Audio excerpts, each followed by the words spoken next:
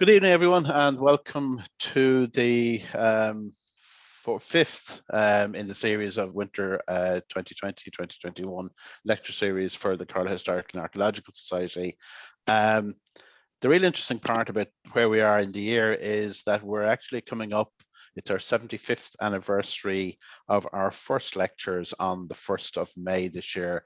Anyone that was listening to the history program on KCLR last night will have heard me talk about this, but on the 1st of May 1946, there were two short lectures given, one on the social life in Carlow in around 1800, and then a forestation of the parish of Carlow in 1706.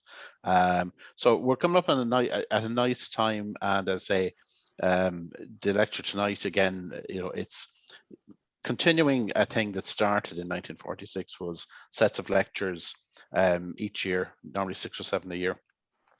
And I'm really looking forward to tonight's one. Again, we're using Zoom tonight, so the etiquette is to keep your microphones on mute, so the speaker can be heard by everybody. We don't have dogs and phones and everything going off in the background. And the second thing, if you find that you're having issues with bandwidth, turn the camera off. It usually helps. The normal running order will be the same as usual. We'll have questions at the end of the lecture, and if you wish, just put your questions in the chat function, or put your hand up either physically or in the chat function, and we'll come around to the questions at the end of it. The couple of housekeeping bits we'll cover at the start. Again, memberships are only €15 a year, and if you want to support the society in what it does and kind of keep the website and everything going, it's only €15 a year. The details are on the website, and you pay by PayPal. John probably has a tip jar up on Facebook for donations. If it's there. We're doing a 75th anniversary book, and again, if anyone has old photos from the years of the society going back that far, we'd welcome them. We'd also welcome memories from people who've been members in the past. And the last thing, which I mentioned before, is that there's a minute book missing from the earlier years. If anyone finds it neurotic, we'd welcome it back. John, as on the Carlow Vienna, has sent out to members and further afield. We're now looking for articles for the 2022 edition of Carlow Vienna. And again, in the last while, if you haven't heard, we opened a YouTube channel, and the YouTube channel is getting a lot of activity on it. So all the lectures since last November are now up on the YouTube channel. So tonight's lecture, kind of one of our own almost, is the best way of describing. Really looking forward to this one tonight, and I'm privileged and very grateful to have Jenny Carbery step into this one for us. And the title of the lecture, Ireland's Ancient East, Land of Legends and Stones. Jenny, over to you, if that's okay. That's great, Pádraig. Thanks a million. I'm very excited to be talking to Carlow people. I talk to a lot of people from all over the world, but it's absolutely lovely to do something with Carlow. And the lads kind of threw me in at the deep end. They only let me know about a week or two ago. So I thought we'd do something more, not in Carlow. I would have needed a little bit more time for Carlow. So something that I have a love of really is the ancient East. And certainly the topic I decided to talk about when it comes to history, and to try and blend folklore and the origins of folklore into historical and archaeological research. That's what I love doing. That's what I've loved doing for the last 10 years, telling stories, writing content for websites, doing apps, teaching in Dublinia. It's all about blending the stories, but backing them up with enough archaeological or historical evidence to make them valid, but making the place come alive. Not just, archaeologists can be very boring sometimes because they're afraid to steer away from the actual carbon dating. Folklorists can go away with the fairies a little bit. So it's lovely that the three places, I think, that blend those topics, the folklore, and the history and the archaeology together. Tara being an exquisite place to talk about, and I feel so privileged to talk about it. It is probably the most documented place that we have in Ireland. The royal palaces, the royal site of the kings. And then after Tara, to move on to Loughcrew, which hasn't been excavated half as much. We don't have as much knowledge about Loughcrew. And then the last little site I probably won't have as much time is Uisneach. Uisneach is probably one that maybe not so many people would have visited. And if the lockdown ends, I highly recommend a little visit to Uisneach. And the blend, you know, historians would love Tara for the main reason that what historians would see of Tara is it's a medieval landscape that's been written about by medieval writers from the 10th century onwards, while archaeologists would see it as a Neolithic Iron Age, Neolithic burial site and an Iron Age settlement site. So it kind of blends the two together, but I don't believe we should shy away from the folklore of the medievalists. They have written these beautiful stories that tell us so much about whether it's what they imagined happened in Tara 1,000 years before them, but their stories are still valid. And I suppose that's what I want to unravel a little bit today as we, one, have a little look at the site, we uncover some of the stories about the archaeology, and then we also hear some of those medieval writers. Some of them were scholars, some of them were scribes, some of them were religious men who wrote a whole history of Ireland that's also worthy of being told.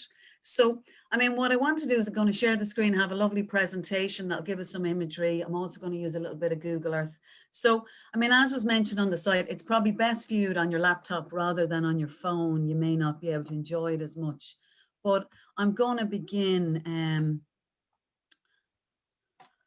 Hopefully you can see the lovely map of Ireland there, everybody. I'm hoping that you'll be able to see Ireland. And I think what is nice with Google Earth is that we get that aerial view of Tara, and that we actually get to look at the sites of the Hill of Tara in County Meath.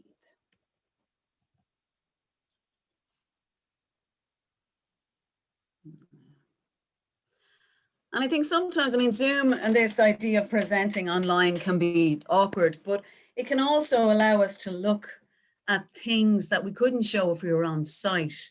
And what is beautiful is, I mean, Tara is most certainly, it's a Neolithic, a Bronze Age and an Iron Age site in the archaeology, but it's a place that's been written about more than any other site. And I'm sure lots of people enjoy the programme, say, of Creedon's Ireland, where he documents John O'Donoghue's Ordnance Survey around Ireland. And what John O'Donoghue's Ordnance Survey maps did was they used a lot of resources, a lot of the known knowledge at that time, to make a map of a place like Tara. And from this view, we can see the main Cormac's Circle, which will be known as Cormac's House.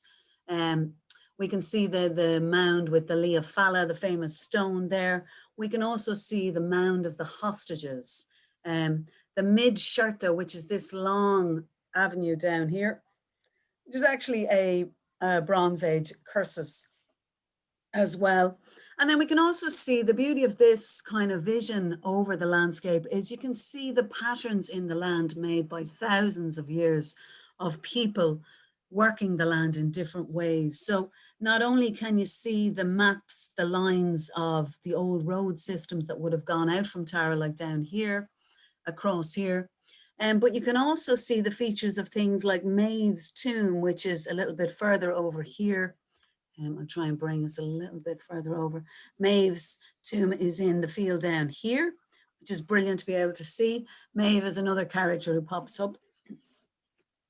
And so when we look at the first map, I suppose, was done by the Ordnance Survey people, but really George Petrie, he's probably the founding father of archaeology, made that brilliant map of Tara. And it gave us this huge amount of knowledge that we wouldn't have had before about the landscape and the sites. And many of the things that were on George Petrie's map no longer exist in Tara. So to move just a little bit away from that, right? Think about this. How do we know what we know about Tara? So it's only since the 1950s that carbon dating has come out, right? The carbon dating that we would now almost see as the truth. But I think we should never really just look at the truth in that way. We should think about all the histories written about a place like Tara as all knowledge. And I don't know if you can see me while we're not on, but like this is Adele Bratnock's book. It's on Tara, but it's literally just the bibliography. Tara is the most written about place in the whole island of Ireland. And it's a select bibliography. It's not all the books that mention Tara. So it seems that Tara was abandoned roughly around the middle of the 5th century. The curse of Tara by Saint Ruadán is said to have ended the reign of kings in Tara. Ruadán went on hunger strike against the king at the time because he was going to execute a man who had executed the tax collector. And so in going on hunger strike, he cursed the site, and the site was said to have fallen from power. But by the time we get the first recordings or writings of Tara, which would probably be someone like Loughcrew, who wrote about St. Patrick's life in the 8th century, that's probably the most in tune with maybe, or the most recent record of Tara. And he describes it as a place of wizards and wizardry of magic, where wise men have lived once upon a time. So we know that at the time of Loughcrew, the site has been abandoned. We get some 9th and 10th century poetry, and then we really start to get from the 11th and 12th century, these writers who start to tell the story of Tara. And this lecture, what I wanted to do was to keep it as simple as possible, and not to get too bogged down by the records of folklore and mythology, because the records are so layered, they don't always follow a chronological flow. But the book that I most want to focus on today is the Leabhar Garvála na hÉireann, right? It's a splendid book. It's 11th to 12th century. It's featured, it translates as the Book of Invasions. And what I will do is I'm going to bring it to my little presentation just for a minute, because I have a lovely picture of the Leabhar Garvála na hÉireann, right? Hopefully you can start to see this nice little presentation. This is the fires on Uisneach Hill that have been celebrated over the last little while. I chose as they've reignited the fires of Uisneach. And we'll come back to this little map. This is George Petrie's map of Tara, which contains a huge amount of sites, and so many of them are no longer there at the moment, but we'll come back to that. And so this is Leabhar Garvála na hÉireann, right? Now, Leabhar Garvála na hÉireann is translated as the Book of Invasions, the Book of the Taking of Ireland, or some people call it the Book of Genesis of Ireland.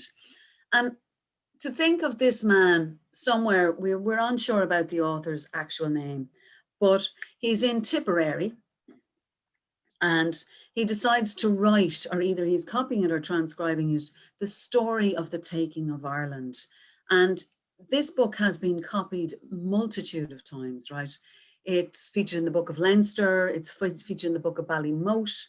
And from this book comes so many other books. The knowledge that's contained within this book is spread out into several books that gather momentum, and many people, because of the stories and the Book of the Taking and the many invasions that happen, people elaborate on this book. It not only covers all the invasions, but then it does the role of the kings, and it brings us right up until a point in time around the 6th century when St. Patrick's comes to Tara. So it gives you a full history of Ireland. Now, the book comes as a story, and I suppose if you were ever to think about who is the oldest man in Ireland, he's a fella called Tuan MacCorrell. And I love the story of Tuan MacCorrell, because Tuan MacCorrell is the only man in Ireland, and he tells this story to monks in the 6th, 7th and 8th century. And it's his story that becomes the known knowledge of Ireland. Now, before I tell you the story of Tuan, the second book that we're going to also include in today's little knowledge base is Foras Fasa na hÉireann, which is Geoffrey Keating's book that comes out in 1630. Now, Geoffrey Keating wrote this book based on all the books and manuscripts that he had access to at the time. And some of these books have since been lost. So what he uses is the Book of Invasions, and then he builds on all the other manuscripts that are out there to create a full history of Ireland. And then this book isn't translated into to English until 1732 by a fellow called Dermot O'Connor. And it kind of, the general history of Ireland, it becomes the reference point. So anyone who's digging, anyone who's an antiquarian, anyone who's an archaeologist, anyone who's a folklorist, these are scientists in the 18 and 1900s. These aren't what folklore seems to have become, a sort of Celtic mythology these days. These are people who are interested in validating the knowledge of Geoffrey Keating or Forrest Fasnaher. They're interested in validating the stories and the chronology that this man has created.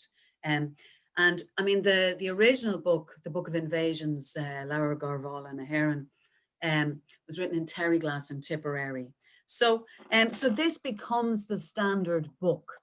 And to keep us with that, I think it's lovely to think about what Tuan said. Now, McAllister was one of the great archaeologists of the early 1900s. And McAllister, along with a fellow I'm going to talk about later, Conwell, who excavated Loughcrew, they were also people who were reading these manuscripts in the libraries. They were learning Gaelic again, and they become part of the movement that is the Gaelic revival in the late 1890s.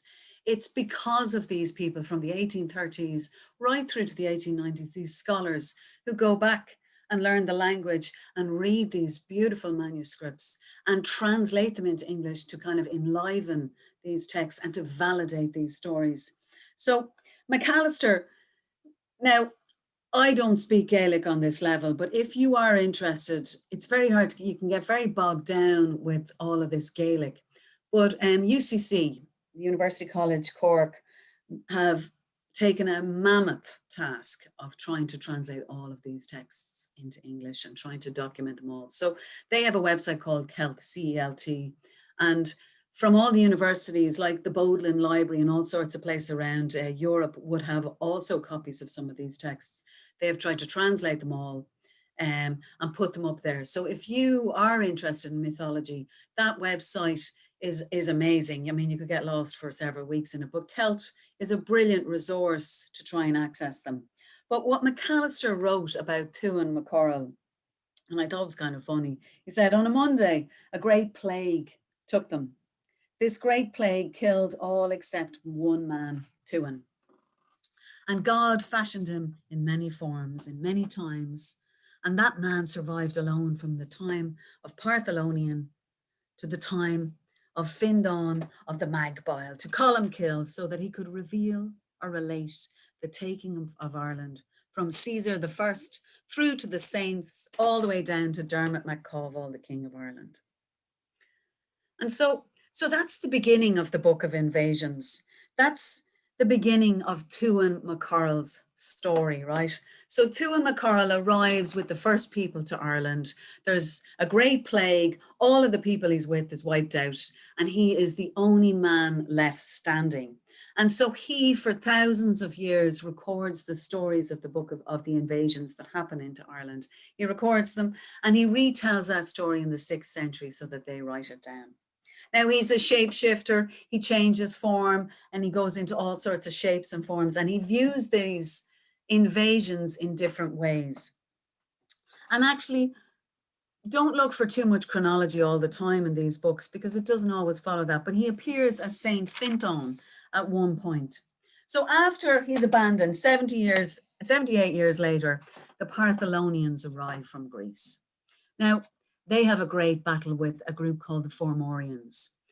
And the Fomorians seem to be a consistent in Ireland in the early mythology, right? In the early stories of the invasions, the Fomorians seem to be consistent. They're seafarers, they're dark, evil ones. Some say they come from somewhere in the Tory Islands, they settle up there and they raid continually down to every invading tribe that comes in. they defeat the Fomorians, the Partholonians, but again, they're cursed. They get a plague. They settle in the only plain of Ireland, which is Ither. They settle there, they all die, and Tuan is left on his own, all on his own again. Now, as an eagle, Tuan comes back again for the second time, and he sees the next tribe that arrive called the Numidians. Nemid is his name. And Nemid is also faced with the battle against the Fomorians, right? So Nemid faces them, and it's a huge battle, but only 30 survive. And Tailteann, who becomes this goddess figure of Ireland, is one of the surviving 30. And we'll talk about Tailteann later. She becomes a very important character when it comes to places like Loughcrew, Telltown. You might have heard of a place called Telltown. The Tailteann games that were reignited by the early GAA in the late 1920s. And the story of Tailteann becomes an important aspect, but she's the only survivor she's one of the 30 survivors of the Numidians. Now, as a black boar, right, he comes back as a black boar. There's good old Tuan McCarroll. And he sees the Fir Bolg invade Ireland. Now, the Fir Bolg are said to be fierce, ugly folk. I think they may be the redheads, and we just see them as ugly. And if anyone has seen that program with the Burren, where they're talking about the 30,000-year-old nibbled bone that they found in the Burren, which means we're much older. But these stories give validation to the fact that we may have come from a darker skinned, blue-eyed persons. So the Fir Bolg arrive, they may be red-headed, but they're hard-working, ugly people. And they have 5 chieftains. And these 5 chieftains, it's said they rest in a place like Uisneach, where the stone of Uisneach tells the story of the 5 provinces of Ireland. But Uisneach is the first king of the Fir Bolg. Now, the Fir Bolg, they also have to fight the Fomorians for a little while, but the Fir Bolg, their 9th king becomes the first king of Tara, and that's where Tara starts to gain its significance. These invading tribes have moved across the land, and Tara has now become the settlement of the kings. And so Uisneach, he actually marries Tailteann, this lovely lady.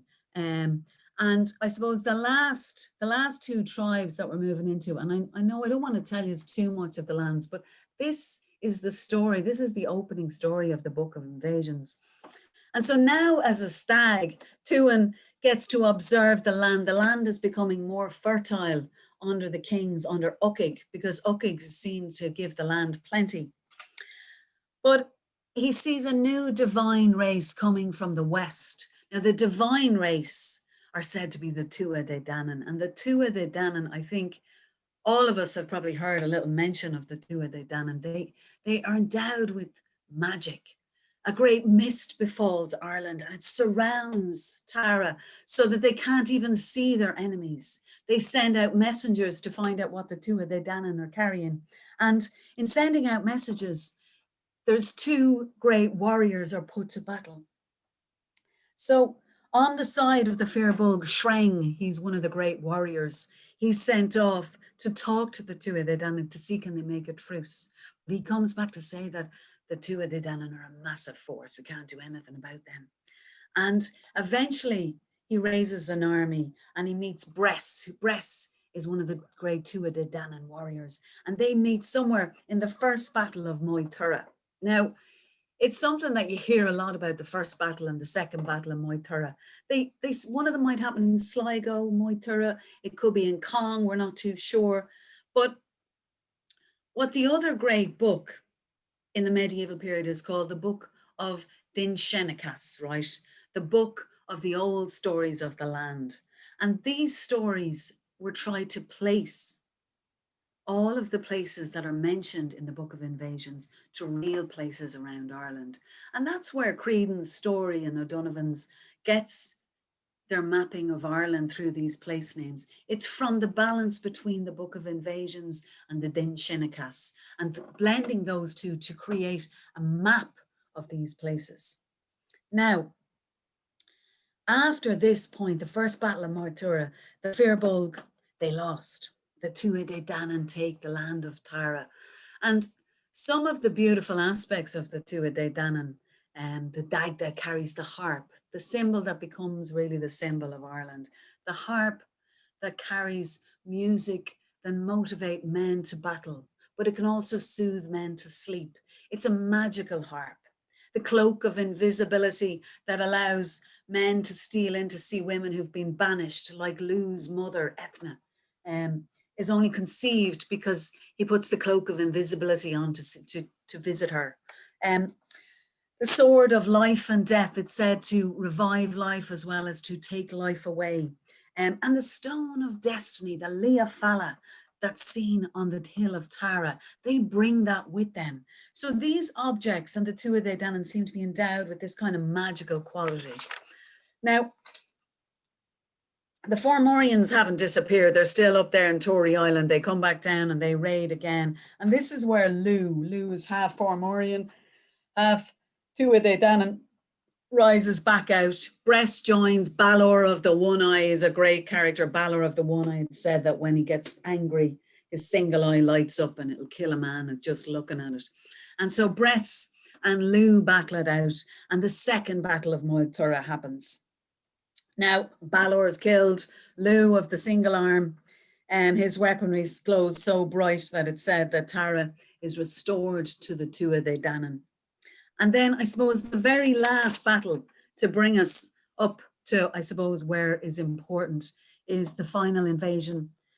And this is the Milesians, the sons of Milos, said to have come from somewhere around Spain.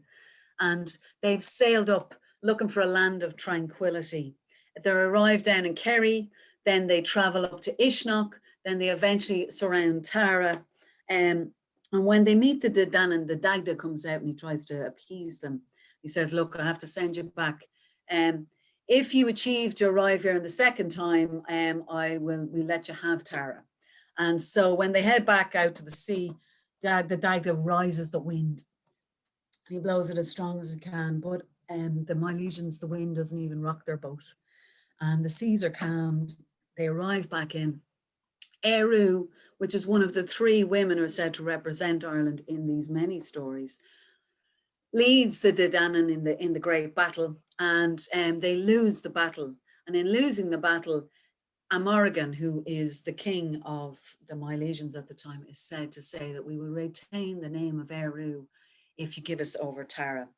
And so that's Tuan McCarroll's story. Now he goes on to talk about each of the tribes, and then he begins the role of the kings of Tara. Ucig, who is one of the Fir Bolg, is the first king, and it goes on from there to list 122 different kings of Tara. And each of them, I suppose, are endowed with small attributes. But when we get to the royal kings and the royal palace, people like Conor Mór, and people like Niall of the Nine Hostages, and people like Cormac MacArt, that's where their stories really become alive. And it's those stories, Cormac MacArt's stories, and the gasa. Gasa is an Irish word for superstition, for cursing. The gasa that's put on their births, the auspicious nature that's put on their birth, and how they rise to power. And Cormac dates around the 2nd century AD. That's why Cormac is given the name as Cormac's Palace or Cormac's House. He's said to bring great prosperity. The hostages comes from Niall of the Nine Hostages, and the stories around Niall's birth, and also the fact that Niall was a reigning king and went and raided the Romans. That's why the hostages, the mound of the hostages, is given the name from Niall's legacy in these books. So I don't want to talk too long about Tuan McCarroll, but I think Tuan McCarroll's story, I find it's a classic story, and it's the beginning of that folklore tradition that introduces us to the places of Tara, and that's where all of their names come from. So when we look at a site like Tara and we look at all these wonderful names that are appropriated to it, it comes from the Book of Invasions. It comes from Geoffrey Keating's Forest Fascina Éireann, and then Donovan and from the Din Shinnicas and the elaboration of those, trying to match up all of those names together. And then finally, when O'Donovan and George Petrie go to make a map of a place, then they use these stories and they bring all that knowledge together. So what's often so awfully dismissed as folklore, or what gets, when you look it up on the internet, it becomes embedded in so much Celtic mythology or mystical stuff. It's almost like the meaning of these things have been lost, yet these are such a valid part of the history of this place as well. And when we look here on the map, I suppose we have Cormac's house, we've the Fora, we've Dumanamo, and we've the Leah Falla, right? And the map on the left is George Petrie's map, right? Now, if you look at the amount of sites that are there, there is Canucknamo, if you can see there, it's the mound of the cow. That's completely disappeared.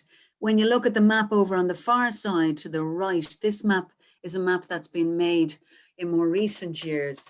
And I would say about 20 of the sites that we have in this old map are now no longer on the site of Tara.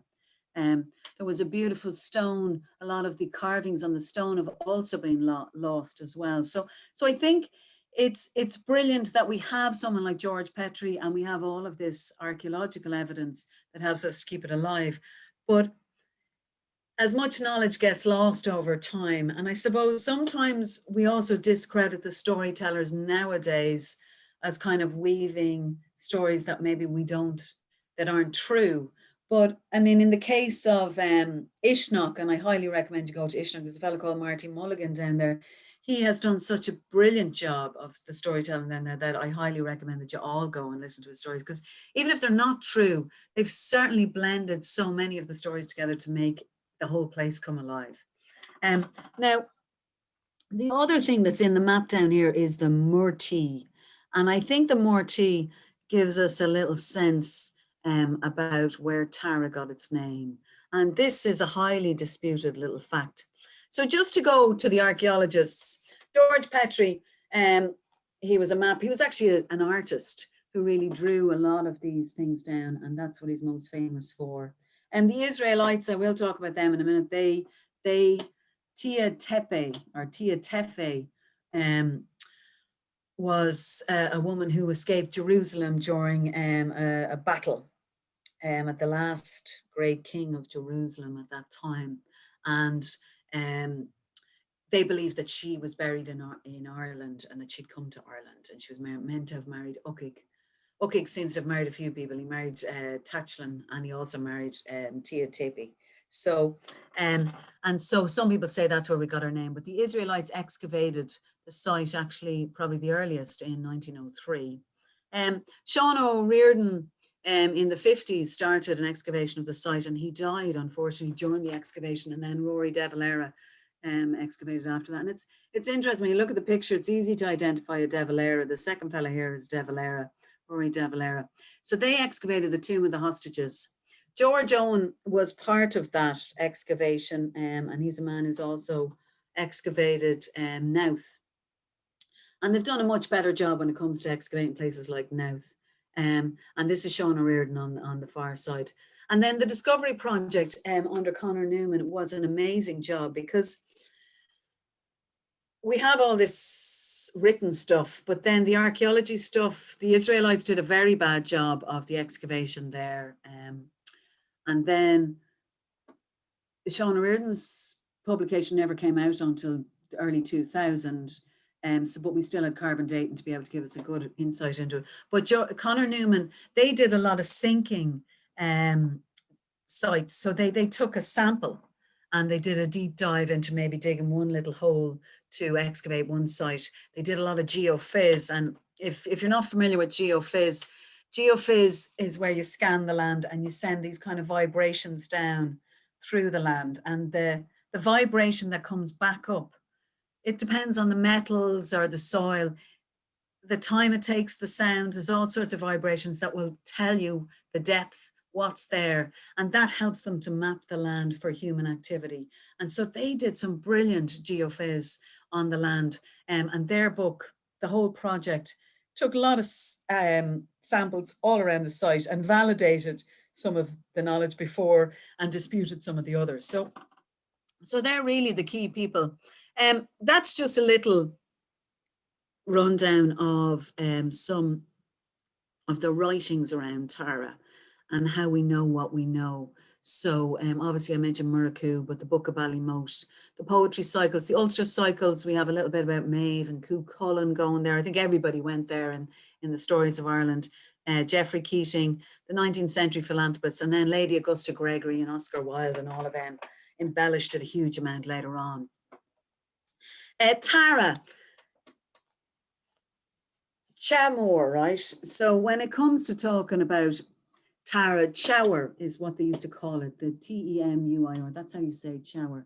And Temor, this lady, was she the goddess? Was she a queen, a princess?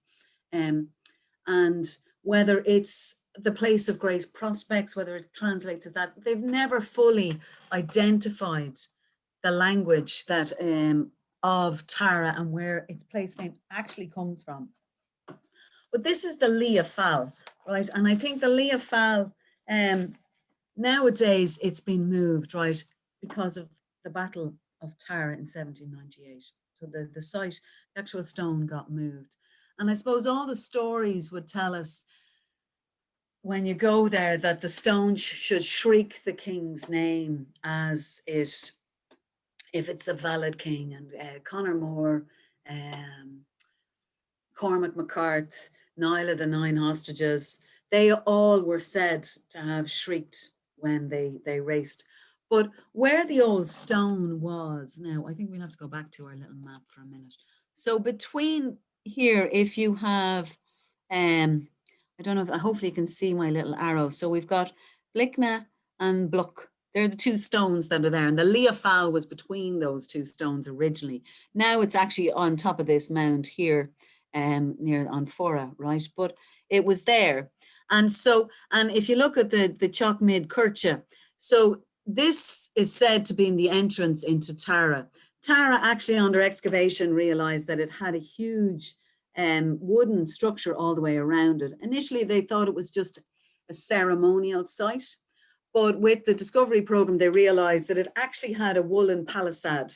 They found from these post holes, there had a massive wooden palisade all the way around. So it was actually a living structure. And a lot of the evidence nowadays would say that people lived there. It was a burial and ceremonial site, and we'll talk about that when we get to the Mound of the Hostages. Much older than that, but in the Iron Age, say about 200 AD to about 500 AD, this is when a lot of this was developed and when this wooden palisade was built. And so all around here is this big wooden palisade. But when the kings, because you couldn't directly take line, if we go with the medieval writers, you couldn't take direct lines, so you had to compete. And there's been many stories like Cormac was a disputed king, and he was born of illegitimate birth. His mother, Etna, his mother Ciaran was a slave. She was a slave, and so his birth was always disputed, and he had to compete. So the idea of racing up, making a circle around the Lia Fala and moving back down is the idea of the competition or the games. And I don't know about the screech and the stone. I'm not one for a big believer, but what I do think maybe is if they did have chariots, it's a hard thing to sell, but if they did have races like this, perhaps when they raced up, because they'd be trying to turn the stone so quickly, the metal on the wheels may have screeched against the stone, that they would cut it so tightly that it may have screeched out, so that the person who could turn the corner the tightest, like great racing cars, may have been the person who screeched or touched off it and it gave out a cry. But it's certainly the story of the Lia Fala. And the second thing I suppose about the Lia Fala is it's the stone that was brought by the Tuatha De Danann, the famous sacred stone, the stone of destiny. So it gets embedded with all this. But after the battle in 1798, the Battle of Tara, they moved the stone to mark it up, to put it beside the monument they were doing. And so the stone is no longer in the position it originally was. And the wrath of the synods, right now, because in the medieval times they believed that this was a great meeting place, an assembly, and an assembly. Both Uisneach and here would have been great assembly places. They would have been places of gathering, the gathering, a center point where people would have come to meet. And certainly by the size of the monuments, and definitely by the amount of people who are buried there, also by the lineage markings of the roadways, you'd definitely say that it is not maybe a total center point. But for me, if that many people write that many books about it, it must have held some sway. And the mound of the synods, or the rath of the synods, was said to be the gathering place of all of these great leaders of Ireland, of the 5 provinces of Ireland. Places like Uisneach, which would have been the seat of the O'Neills or the seat of the kings in the north in Navan, definitely worth a great visit. Rathcrogan, which was a site which is in Roscommon. They have Uisneach, the place where the other world actually is ascended, and they believe that. But Rathcrogan is another great site. Cashel comes up as a great site as well. And even Dinree, the good old Carlow spot, would have been a great site of the same time. So these, Tara was said to be the meeting of these places. And in the map of George Petrie, the Rath of the Synods was where they were supposed to gather. Now, the Israelites believed that this woman, Tia Tepe, had been buried here. And they also thought that the Ark of the Covenant was here. And the other thing I think it's really important to remember, like people like McAllister had dug in Israel, in Jerusalem, he had dug in Syria. And all the treasures that people were finding in these places, they were finding gold, they were finding gorgeous objects. They were assuming that Ireland had a civilization like these. And so when the Israelites heard this, they asked permission of the landowners, could they dig? And they were allowed. Now, they did a fairly bad job. Some local lad threw in a few Roman coins, which they realized weren't actually authentic to the time, and they found them. But people wanted this to be like the tombs of the pharaohs. People wanted this to be like the great sites in Rome, but it wasn't. But when the Israelites came, they dug for a couple of months. They dug the Rath of the Synods. They didn't find anything they were looking for, and they went off again. And the story had never really been validated. But what they did find was one of the finest. Well, they didn't find them. Somebody else found them and reported them afterwards. These gold torques. And this technique, it's actually a late Bronze Age technique. The early Bronze Age gold was flat, and it was sieved from the water side and made into flat. They would have tapped it and flattened it out and heated it. But the spiral coiling is a technique that you need to heat the metal and spin it at the same time. So it's quite an elaborate technique. And then the hooks, there's a lot of debate about these because these necklaces are so large.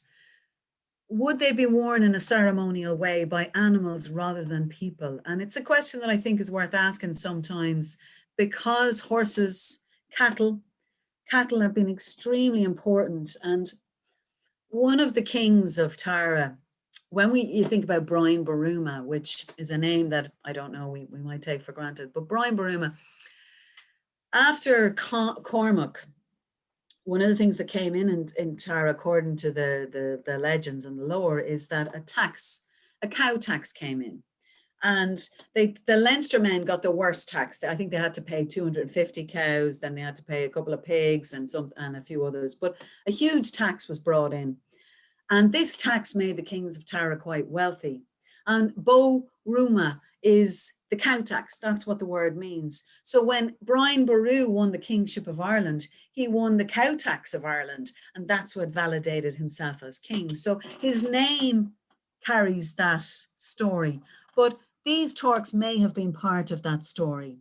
Now, Cormac's house, this is just a little picture of Cormac's house, and it moves us away to the second circle of the fora.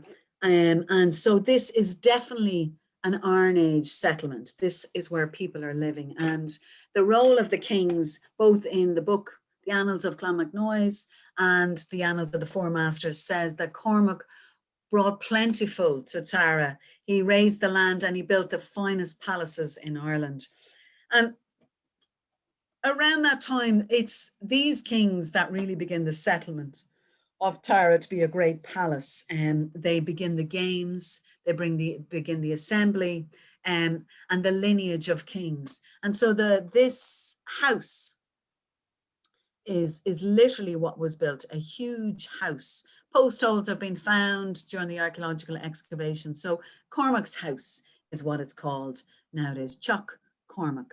And you can see it's an absolutely huge house. It had a back entrance and a front entrance, they actually realized. So, and in the site, when you look at the other map, you'll see the big circle encompass the whole site, the major parts of the site. And then Cormac's house is in the center. So now Maeve's tomb and the sovereignty with the Táin, also included in the Book of Invasions, is an aspect of the Táin. And if you know anything about the Táin, you'll know that Maeve and her husband had a little chat, and he had a better cow. He had the famous brown bull, and he had the famous white bull, and she wanted to dispute that. But one of the stories of Niall, to legitimate Niall as a king of Tara, he had to go off and get water, and he had to head to the woods, and this was the area of the woods, and he had to bring water back himself. The 4 real sons of his father and Niall, who was illegitimate, and had to go and get water, and they brought water back. And in bringing the water back, none of them got water except for Niall. And it was said that the woman who guarded the water was an old witch, but Niall saw her as in disguise as a goddess, and he kissed her, and she transformed, and she gave him the water. So sovereignty was always seen as that. But because the other story in there was about the cows and Maeve had disputed that, she didn't want.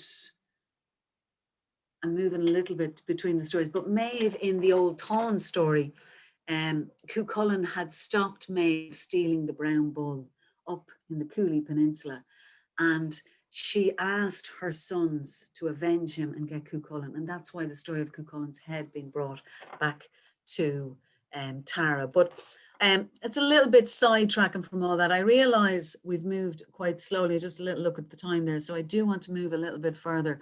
The Mound of the Hostages, right, is a phenomenal site when it comes to it.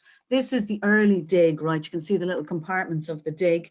And then as they move further down. So just to bring us very quickly through what they found in there. I mean, on the top, they found about 19 burials, right, which will be Iron Age, right? 19 burial sites, some of them in urns. When they opened the chamber, they found such a large pile of ash that must have been 200 or 300, the cremated remains of 200 or 300 people. Underneath all of that, in a slab, they found several urns, which would have been Neolithic time, right? Several urns with the remains of 45 people buried underneath. And below that, they also found the digging maybe of what seemed like people had lived there. So it's got a Neolithic settlement, then it's got a Neolithic burial site, then it's got a Bronze Age tomb, and then on top of that, it's got an Iron Age burial mound. And outside, around the circle of that, they found fire pits, cremation sites. So the whole site was set on fire. So just, it's a site that was reused, reinterpreted, reinvented as a ceremonial burial site. So this is one of the finest burial tombs and excavations that we have in Ireland. And that's the end. I mean, really sadly, that's how it looked in the end when all the soil was taken off. They have restored it. I think Louth and Newgrange have got on an awful lot better than that. This is one of the mallets that was found, and it's cracked because the actual mound was set on fire so many times. So the whole thing was set on fire. And then in here are just some of the objects that were found in the chamber with all of that cremated ash. But it is amazing, like the bones that were buried on top, and also the urns below weren't burnt. The site didn't catch fire. It seems that the fire went all the way around, but the heat managed to crack this beautiful mace head. Now, I do want to move quickly. I'm terrible. I'm a terror for talking too much and not covering. I have always too much to say rather than too little. But I want to bring us to Loughcrew, and a lot of the photographs I use are my own. This is Cairn T on the top of Loughcrew, and it was excavated. I mean, our lovely fella who did the Ordnance Survey, O'Donovan, he obviously surveyed this area. The whole area was called Slieve Calliagh, the Mound of the Witches. It was called the Witches' Hop, or the Hill of the Witch. So it's kind of moved through it. And there's 4 hills in the area. This is just Cairn T, probably the most famous of them. I'm going to bring us back to our lovely, I want to give us just a little Google Earth of the area, because it's nice to have a little look. It's got a collection of 4 hills. And so Conwell, Eugene Conwell, was the man who excavated the site, and he brought, and I was out having a picnic with his lovely wife, and he noticed these cairns, and he decided to excavate them. Now, Loughcrew, this is the Hill of the Witch, right? St. Patrick's Hill. Let's see if we can do something a little bit different. We can have a little look. Can we go to a different dimension? Let's go to 2D. We might be able to, oh no, we'll go back down to 3D. I want to bring us so as we can see the hills and we can get a sense. So this is St. Patrick's Hill over here. This is the Slieve Calliagh, which is not actually the burial place. Can't see it, Jenny. Oh, sorry. Thank you for letting me know. I forgot to share the screen again. Back to Zoom. So, Jennifer's having a great time there and nobody else can see what she's talking about. Sorry about that. So, if you can see, this is the landscape of Loughcrew. Now, I have to move you all so I can move that myself. I want to move all you people. And so, can we move?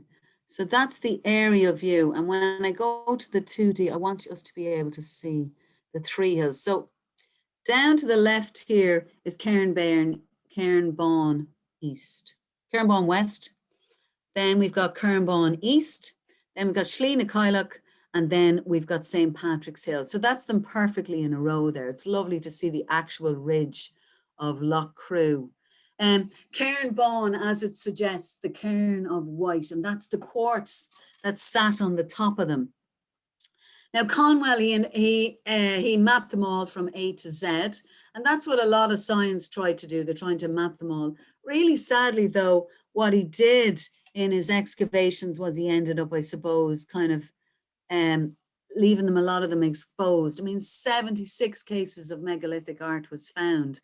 And you can see when you zoom in on a site like this, Cairnbawn, and this is the Cairn T, you can see each of the other monuments kind of mapping around it. I mean, he ran out of letters really by the end of it, so he did. But Loughcrew, I mean, it's a little bit of a hike up, but it's highly worth it for anyone who wants to visit. The other ones, so over on Cairnbawn East and then Cairnbawn West, aren't open, they're on private land. But to me, they contain some of the finest sites. It's just that the tops have been taken off them and they've been exposed now to the elements, so that a lot of that has been lost, and some of the artwork is even going as we speak. So this is the entrance into Cairn T, right? Now the inner lintel collapsed just a little while ago and it's been closed up, but it was open up until very recently. And you can see some of the artwork on the side wall there. This is the hag's chair, Slieve Calliagh, like the witch. Calliagh is a hag, she's a witch, she's a wise woman, she's an elderly woman, she's like a fola. If you look in some of the mythology in Ireland, right, I'll have to put it on present mode there again. If you look at some of the mythology in Ireland, you will find fola is also the word for old woman. Bamba is the word for the young Irish woman, and Eru is the woman of Ireland. But this is the hag's chair. And when Conwell had gone there, he really wanted this to be the burial site of the Ulav Fola. And the Ulav is professor, the professor of Ireland. It was one of, I think it was the 92nd king of Tara, a person who brought great prosperity to the land. Now, when you see the hag's chair nowadays, it has none of this artwork on it. Whether some people see this as maybe the chair of judgment, because the professor was also the law bearer, he had the final word. And if he was buried there, he could have, this chair could have been the chair of justice. We're not too sure. Just as you enter into Cairntee, you have two stones that have this beautiful megalithic art on the outside. And I mean, megalithic art, I think it's it's certainly not understood in our time. There is way too much symbolism to just be appropriated as to mean, like, certainly here we've got flowers. This is the equinox stone within Cairntee. And the beauty of equinoxes, you know, the solstice moves our alignment with the solstice is off as time has progressed. But equinox, because there's a lilt on the earth, it means that the equinoxes have stayed the same for thousands of years. So any of the equinox tombs have remained the same, while Newgrange was realigned when it was put back together to make sure it matched up with the solstice. So we'll never know if it didn't. But this is the equinox stone. And so in March and in September, it illuminates and it travels along this kind of pattern along this way. It lasts about an hour, actually. It's a really beautiful. Some people say these are a fish, some flowers, some patterning. But when you see the collection of art that's displayed around, there's another beautiful one I have in a minute. It's very hard to think that this is just some simple artwork about nature. They could be maps, they could be talking about the history of the people, they could be telling stories. This is one of the other satellite tombs, and this is Cairn S. It's just in front of Loch T. But this is actually one of my favorites, right? This is Cairn L, and it's on Cairnbairn East. And this is what makes the cemetery site of Loughcrew so interesting. It illuminates in the equinox, but these pillars are made of quartz, right? And so when the light comes in, it just hits this pillar first and then it moves to this pillar. But it lights, now this pillar isn't at the back of the tomb, it's at the side of the tomb, but it lights up all the artwork. And inside is this fantastic basin. Now they didn't find any bones or any ash in here, they didn't find anything. The quartz was said to be on top. And as much and all as the archaeologists say of the past, we're looking at the folklore and matching it up. And then we had these archaeologists with the carbon dating from the 1950s onwards. In the 1990s, you got physicists going to these tombs and trying to look at, you know, electrical vibrations. And if you chanted in a place with quartz, quartz has some sort of magnetic pull. If you chanted, would it create a vibration? And some guys got sand to move when they created these quartz vacuums with vibrations going on. So there was a lot of physicists looking at this sort of stuff in the 90s to sort of see could they match up some sort of theories with it. But Cairn L, absolutely stunning. The other thing I love about these Neolithic Bronze Age burial sites is these stone balls. They don't find a whole lot of metal, but they find a bloody whole lot of these. Jet black, that lovely expression comes from jet. This is jet. And then this is kind of a signite. I'm not quite sure, but neither found in Ireland. I think one of them is found in Wales, the other was found in Central Europe. And a fabulous collection of smooth little balls, whether they're used to kind of make the mapping or to help the carving of the stones, we don't know. But a collection of these balls have been found. And that's about 20 years ago. This picture is from Cairn L. Now, just behind Cairn L, which is the tomb I wanted also to mention, the other cairn, I think it's called H, was the burial site. And in there they found like up to about 3 meters high full of ash. So obviously they're cremating people in one and they're doing something else in the other tomb. But Loughcrew, a brilliant collection. Now these axe head, they found one axe head in Loughcrew in the excavation. And that excavation was done in the 50s. A little bit later on, but nice little view there. And then the last stone that I have for you, this I think is Cairn Z, no, Cairn X maybe. Cairn Z was just a Norman fort, they realized. But Cairn X kind of looks like a sundial, certainly maybe mapping the movement of the sun at some point, found in the tomb over there. But nearly all except one tomb were excavated. So we still have a chance. We've no carbon dating from Conwell's research, and Conwell's report is online. It's on a PDF, it's free. You can download these images as well and have a good little read of it. Heavy reading at times, but kind of interesting, but the artwork is beautiful. To finish with Loughcrew and Talshu, Talshu was this Numidian, one of the 30 that survived. And she was said, because if you imagine Ireland was covered in woodlands at the time, with all that woodland, Talshu was said to spend a huge amount of time clearing the land. Now, when they matched up, and this is the problem with folklore, is when people went to match up these sites from the Book of Invasions or Forest Fascinaheran with the Dinshenachas, we had translated a lot of our Gaelic place names into English. And then now in the 1800s, we're trying to translate them all back into Gaelic. So there is something lost. They placed her site at Telltown, which is not too far. It's about 12 kilometers from Loughcrew, it's on the Blackwater River there. But I don't know if it totally matches up. But she wanted to be buried. She had cleared the land and she wanted to be buried in the high hills, in the open land, looking out over the valleys of Ireland. And Telltown is flat.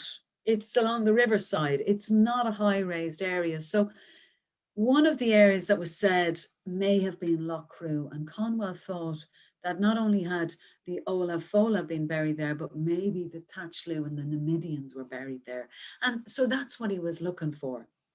And I suppose I'm a little bit trying to move because I realize I'm 6 minutes past 9. Am I still okay?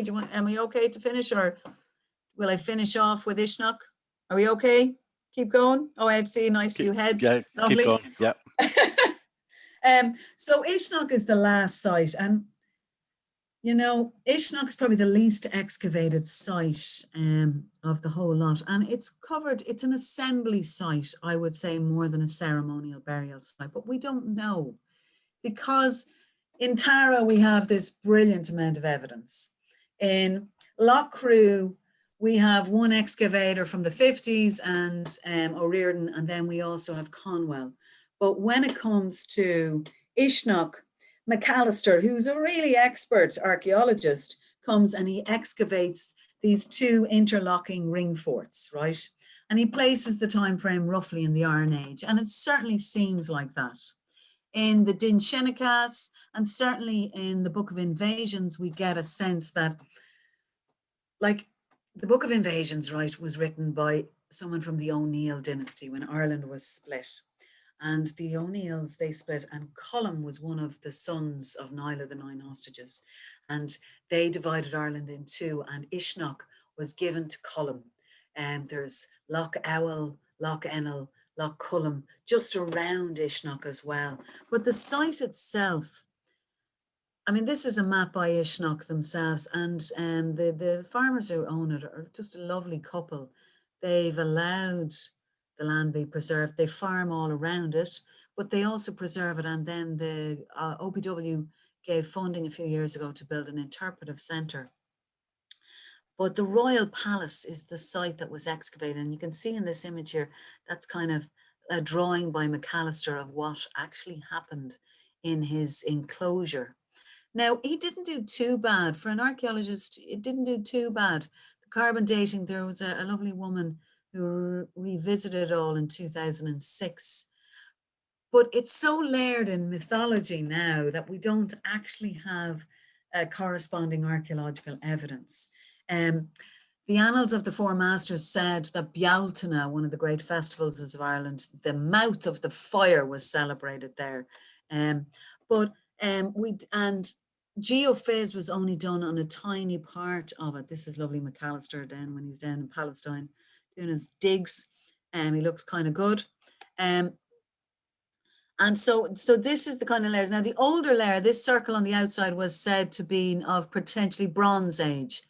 But the one thing that is there is a lot of souterrains. And souterrains, like sous, the French, someone was talking about French earlier, under the earth, the souterrain. Now, if we're to take any of the mythological tales for real, like certainly the Táin Bó Cúailnge, where they raided for cattle, some of these souterrains are really deep. They're really narrow at the top, but when you go in and you follow the passageway, you come out into an opening.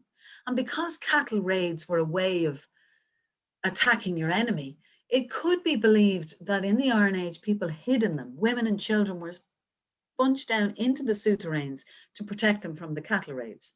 So I think there's 5 souterrains recorded within Uisneach. But these are the 2 main enclosures of the site.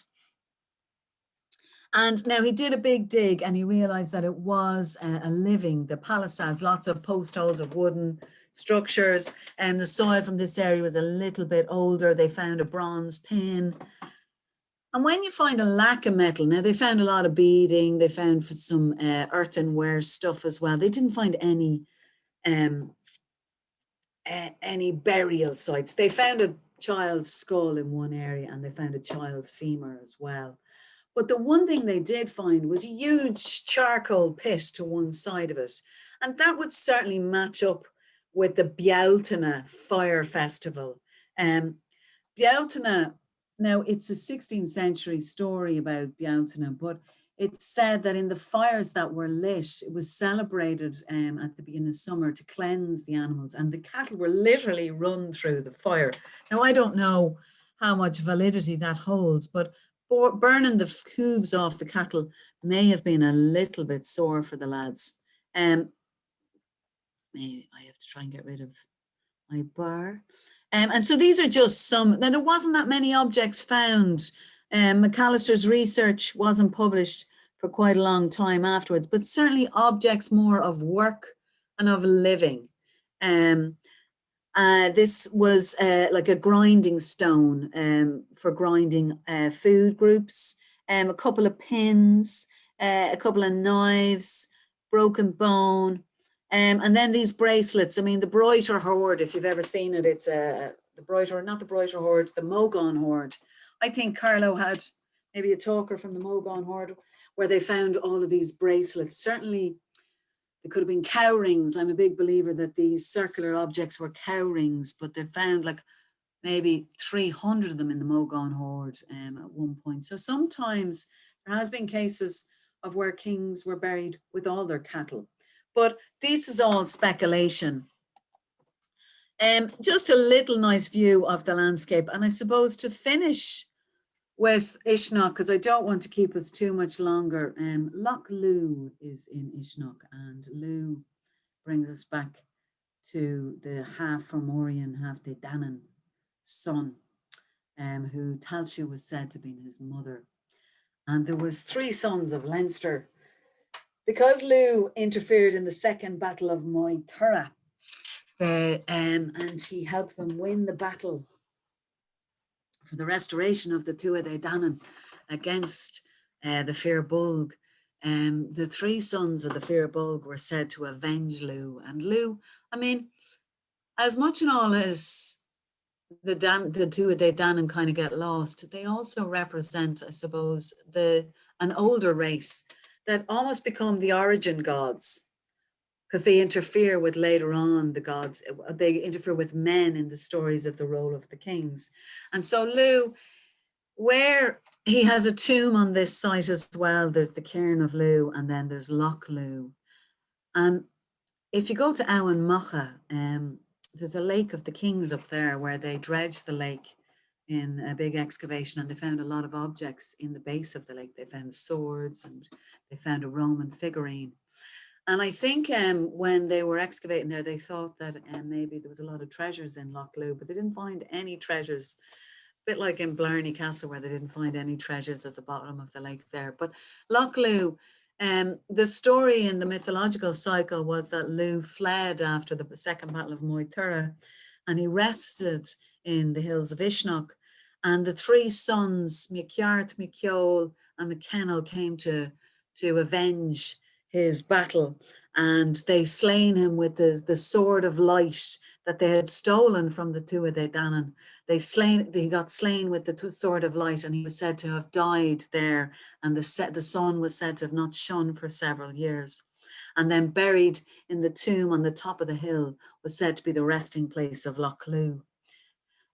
This is a reimagining of Uisneach, which is absolutely fantastic. And if you go there, there's a dip, like a barrow, a natural barrow, where you could imagine when you stand on the top and you speak, it echoes, your sound resonates. So it would be ideal for a chieftain or a head of a household to be giving a speech there.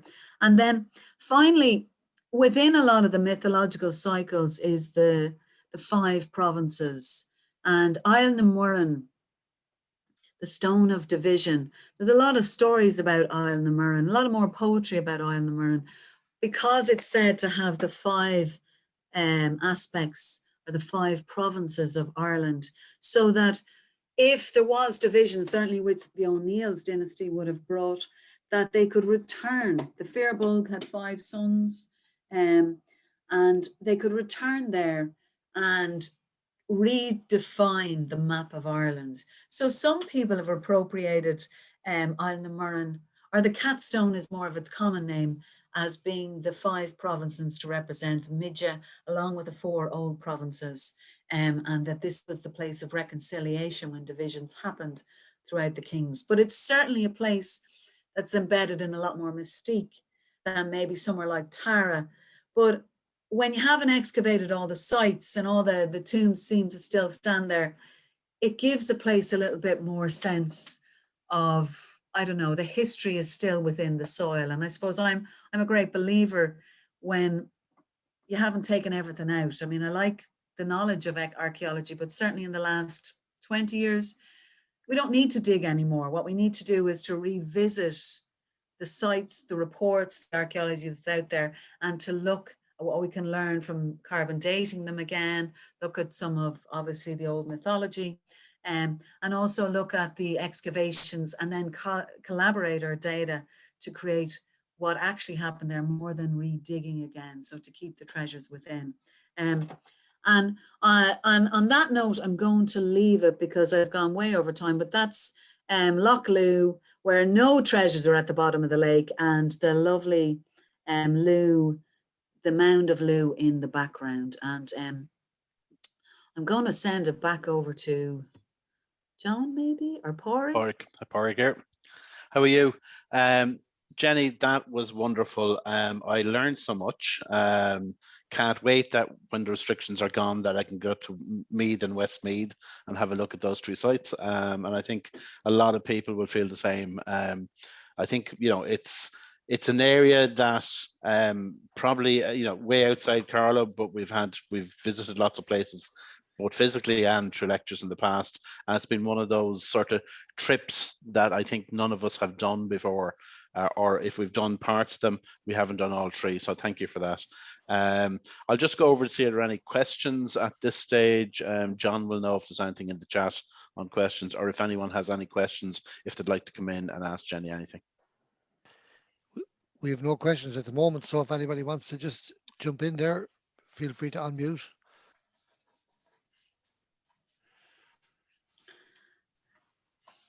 It's probably a little bit more of a broad overview than you might all be used to. I don't know with the Archaeology Society, but I think it was more, I felt I enjoy a broad overview, and maybe a little synopsis of the invasions might help us all to get our head around all of that knowledge. So no questions, lads. God, that's terrible. It must have been, you're either all dying for a drink.